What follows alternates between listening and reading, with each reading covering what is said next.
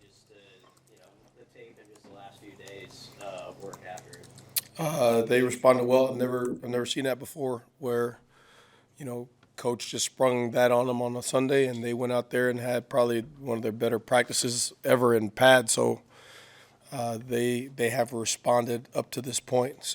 But it's still a process, right? And the telltale will be when the clock reads zero Friday night. So What was that Sunday practice like? What kind of practice were we talking about?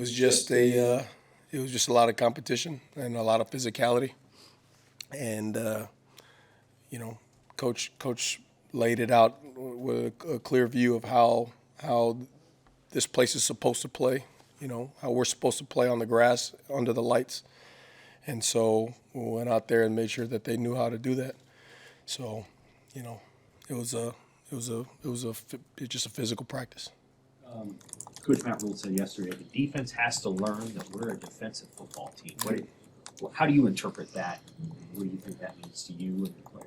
I mean, exactly that. I mean,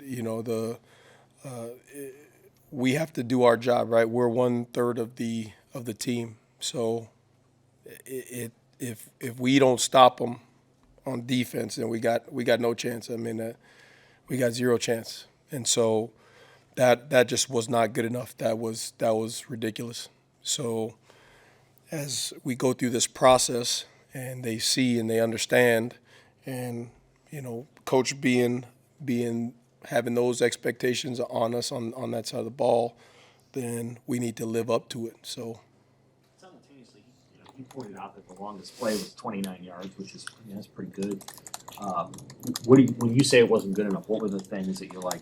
There's the area where we didn't play up to the standard that we had at the previous 4 games. yeah, I think the execution and then the going out there on the grass and playing with our hair on fire. Those were the two things that showed up the most. You say on that 29-yarder, we didn't even have a guy. We didn't have a guy do the right thing. He went the completely wrong way, and no coincidence it goes right there. So, and that's just one of the plays that we're giving up. But probably more so, about the execution is the way, the manner of which we didn't play with our hair on fire, and that's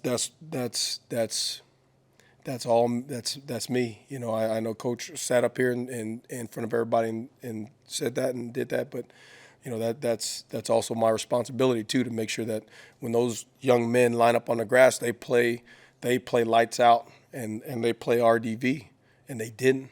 So we need to make sure that we allow those guys to do that. Critique of them or that evaluation of them, of the way that things went, the whole coaching staff team, did you see it from the beginning of the game? Like, did you see some of the things that were making you unhappy on the first drive, or did it snowball as the lead got bigger? No, from the first drive you saw it. I mean, you could see things right off the get-go, like the execution part, guys not being in the right spots, and then guys not playing not to lose versus going to win games. I thought Coach said that the best. When we step on the field, we go play to win.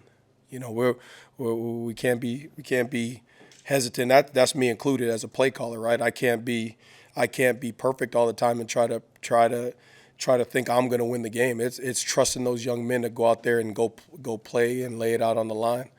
So it all starts with me in terms of letting the guys go play and being aggressive as hell and turning them loose so that they can go do those things. So. You played some Friday games of four. For you, what is the difference of kind of preparing a defense with one less day to go on the road and not having that day here at home to kind of prepare? Yeah, it speeds everything up. I mean, you don't get the luxury of really taking that extra day to put that last game to bed and then say, okay, have the day to go and look. You merge the 2 days. I'm damn near putting it away right from the get-go and then turning the next game. And I thought it was really cool to watch, because not only did Coach, I think, do that to make sure, like, hey, there's going to be a standard that on Saturday was not acceptable. That's not the way it's going to be around here, period.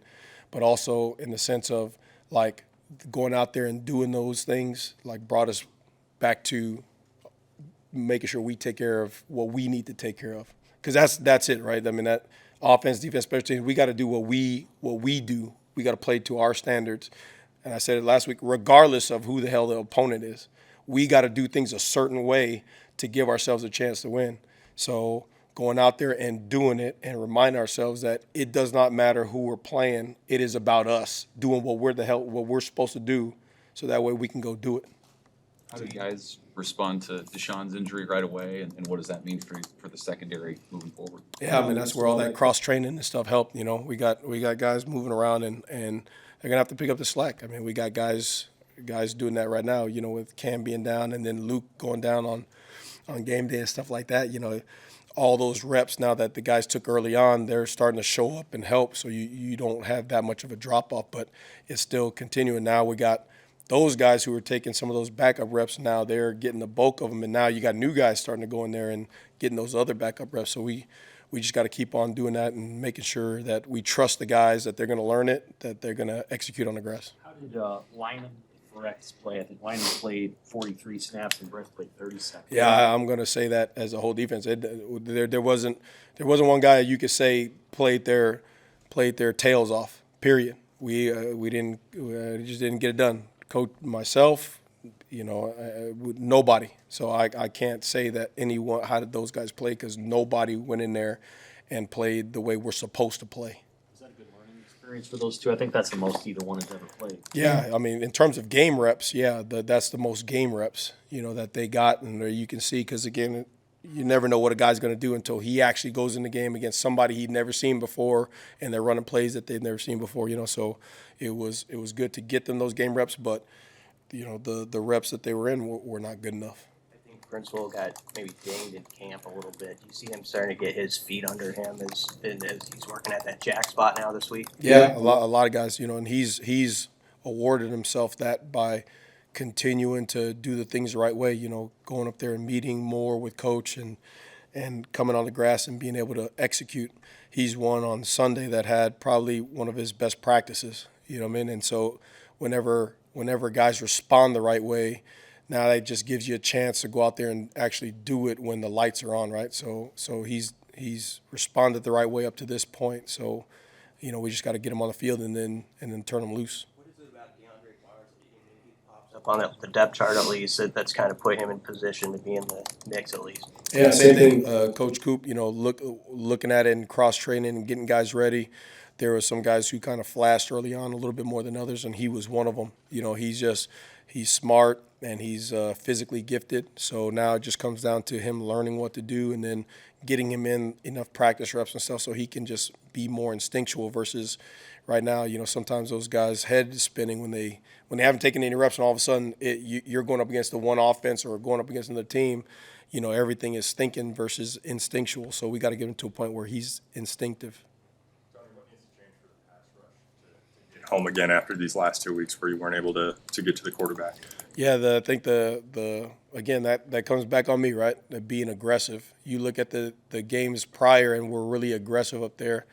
The La Tech game, we kind of figured that they weren't going to just let you run back there, right? They were real quick throws and, you know, doing certain things that you like, okay, they're not going to let you run back there and hit the quarterback. But this game, you know, we had some chances too. We just didn't hold up.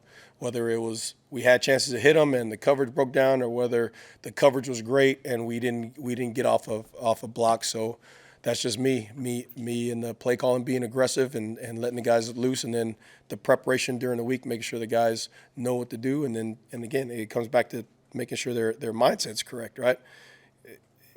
You got to play, right? You got to get on the grass and play ball, okay? And that's the most disappointing thing, you know, when you're looking at it as a coach. Like, you go back and look at, like, what did I do wrong, so that way those guys can go, because they do everything that's asked, right? I mean, they came in on Sunday and went through, had a really good practice, you know, and so they're gonna go and do it. So now, one, we gotta do our part, make sure they know what the hell to do, so they can go do it, and then demand that of them, make sure that they understand.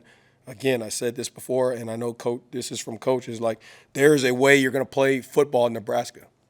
Okay, and that was not good enough on Saturday, period. So we got to get it fixed. Thanks.